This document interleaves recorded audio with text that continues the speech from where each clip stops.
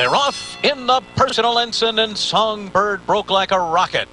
Mike Smith and Songbird immediately to the early lead, and Going for Broke is right to her neck as they move for that first turn. Asking for Money will settle into stride. Third early on, Forever Unbridled takes her spot at the back of the pack. So it is Songbird, and she's in the clear here. She's going to have a 2-length lead through this first quarter mile. Going for Broke and Arad Ortiz Jr. sitting just off of her after a 24.14 reasonable opening quarter mile. Asking for Money's 4.5 lengths behind, and Forever Unbridled is 7 lengths behind Songbird, who heads up the backstretch with a 2.5 length lead. So the champion filly heading out there 3 lengths ahead here of Going for Broke. The first half mile, 47.91 seconds. An easy gallop for Songbird. Asking for Money moves up on the inside of Going for Broke now, and Forever Unbridled still on hold at the back with a half mile to go.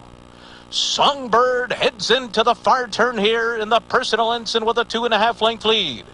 Going for Broke continues to race in second. Asking for Money clings to her, and Forever Unbridled is still last. She has not been let loose yet, and she is going strongly. She's coming 3 wide here. So 3/4 is up in 112.29, and they're coming to the top of the stretch. And Mike Smith and Songbird turn for home in front. Forever Unbridled is coming down the center of the racetrack.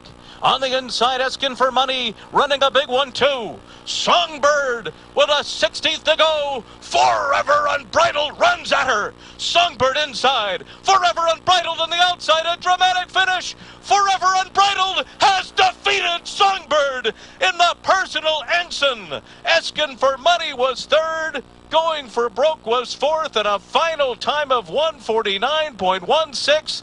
Forever Unbridled did it.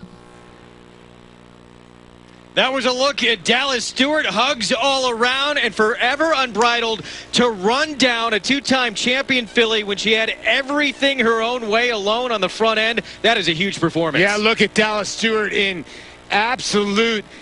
I don't know if he's in shock, but I think he knew that this horse was live today. Joel Rosario just looming up.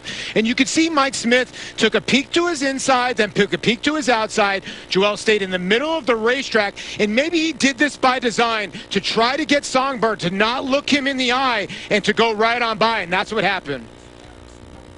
Decisive victory. Songbird had everything her own way in the front end, and we talked about it during the race, Tom. Joel Rosario was riding Forever Unbridled like he thought he couldn't lose. Tremendously confident ride by Joel Rosario. They weren't going that quick down the backside. He was sitting on Forever Unbridled, not moving a muscle. You knew Songbird was getting what she wanted. Mike Smith's hands against the bridle were way down by his knees. That's a sign of how relaxed Songbird was, getting to do it her way. Simply put, she got outrun on her own terms. She got outrun, but she didn't stop. If you look at the fractions, you know, this horse came home in like 12 and change, and you're right, she just got outrun, and these two fillies are nice. Forever Unbridled wins the personal ensign. Let's go to Maggie on horseback with Mike.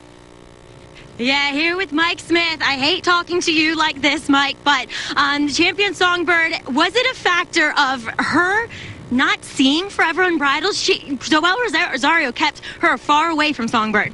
Great move on his part. I really have to take my hat off to him. He rode a tremendous race. Might have dug in a little more if he was closer to me, but yeah, again, maybe I should have come out to him as well. But to be honest with you, she ran hard. When I asked her heading for home, she kicked away. And I was hoping not to have to get after her because she don't really care for the stick all that much, but I had to try a little bit and see what would happen. And he just beat me today. My hat's off to him.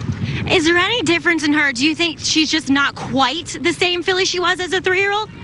Well, her numbers are the same. Maybe these mares are just getting better.